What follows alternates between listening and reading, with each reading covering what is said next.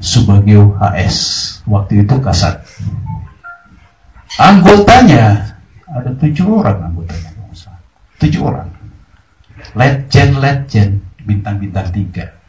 Karena yang diperiksa adalah bintang 3. Termasuk di dalamnya adalah Letjen almarhum Arifumah, Letjen Yusuf Karta, Letjen Jamhari Caniago, Letjen Fahru Rozi, Letjen Susilo Bambang Yudhoyono, Letjen Agung Gumelar. Itulah anggota DKP. Tugasnya adalah memeriksa kasus ini, menyelidiki kasus pelanggaran HAM berat. Berjalanlah DKP, bekerjalah DKP sebulan lebih memeriksa yang namanya Prabowo Subianto. Periksa, dari hasil pemeriksaan mendalam ternyata didapat fakta bukti yang nyata bahwa dia telah melakukan pelanggaran HAM berat. Saya di samping anggota DKP, Dewan Kehormatan Perwira, saya mantan Danjen Kopassus. Tim mawar yang melakukan penculikan itu bekas anak buah saya semua dong. Saya juga pendekatan dari hati ke hati dengan mereka di luar kerjaan DKP, karena dia bekas anak buah saya dong. Ketika dari hati ke hati dengan mereka, disinilah saya tahu bagaimana matinya orang-orang itu, di mana dibuangnya saya tahu betul. Astagfirullah. Gitu. Jadi DKP dengan hasil temuan seperti ini merekomendasikan kepada Panglima TNI. Rekomendasinya apa? Dengan kesalahan yang terbukti ini, direkomendasikan agar supaya yang bersangkutan diberhentikan dari dinas militer. Tanda tangan semua, Bagio HS tanda tangan, Agung Gumelar tanda tangan, Susilo Bambang Yudhoyono tanda tangan, semua tanda tangan. Yang walaupun sekarang ini saya jadi heran, ini yang tanda tangan rekomendasi kok malah sekarang mendukung. Itu punya prinsip itu orang. Benar itu. Itu fakta yang tidak bisa dihapus. Siapa yang bisa menghapus ini? Sampai sekarang Amerika, Inggris, Australia, no for Prabowo. Tidak bisa masuk ke Amerika, tidak bisa masuk ke Inggris. Ini fakta, bukan black campaign. Kalau black campaign itu tanpa didukung oleh data. Contohnya ya black campaign itu kalau tekanlah ke Pak Eko jadi cagup di Jabar, katakanlah begitu. Oh, Pak Eko tuh istrinya 4 gitu. Gak benar kan? Itu namanya black campaign. Padahal 5 ya. Ini fakta, bukan black campaign. Jadi saya kenapa kok jadi lupa semua? Bangsa yang besar adalah bangsa yang mengenali sejarah bangsanya. Satu satuan yang besar, ya Kopassus, satuan yang besar adalah satuan yang dimana anggotanya mengerti sejarah Kopassus. Tapi lupa, karena ini udah lewat lama.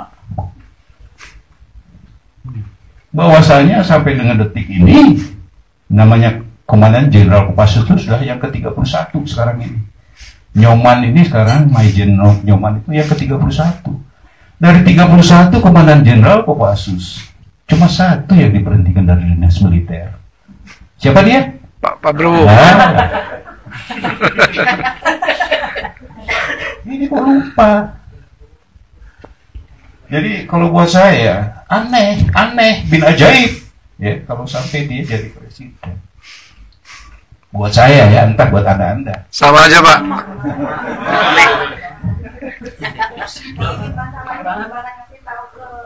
Anak-anak milenial ya Pak ya memang gimana ya? Sudah tidak pakai nalar Pak. Saya sendiri kan diviralkan itu, tapi mau dengar apa enggak itu? Apa yang saya sampaikan itu? Sudah ada di TV ada. Jadi kalau yang barusan diviralkan lagi boleh apa?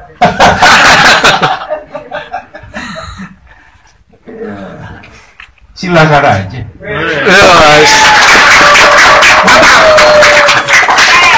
Mantap Pak. Gini, kalau Indro Warkop itu ketika datang ke rumah saya bawa 120 orang alumni Pancasila, dalam sambutan dia, musuh kita sekarang ini cuma satu, ketidakwarasan. Waduh, tegas sekali. Ini Indro Warkop ini, mau ketawa mau gimana ini padahal. Itu. Jadi saya yakin di ruangan ini kita semua orang waras. Mantap Pak. Sangat waras Pak. Jadi kalau gimana Pak Gum, apa kabar? Oh sehat, sehat dan waras. Nanti di FB sehat dan waras. Ah iya pasti dong. Makanya seperti ibu-ibu di Garut itu, ibu-ibu di Garut ada ibu-ibu di viral juga itu sebetulnya tuh. Jokowi, Pak Jokowi itu orangnya baik, orangnya jujur, orangnya sederhana, nggak pernah nyulik orang.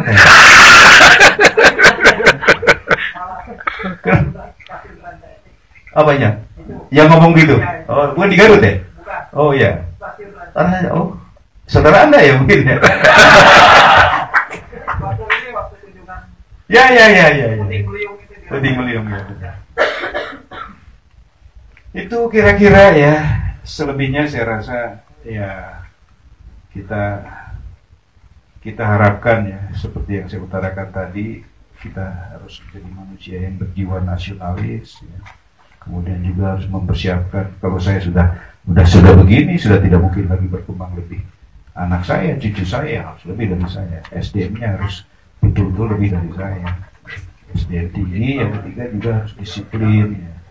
Kalau tidak disiplin lah, ya. Tadi militer disiplin dan tegas. Disiplinnya sudah dieliminir kan? Tegasnya.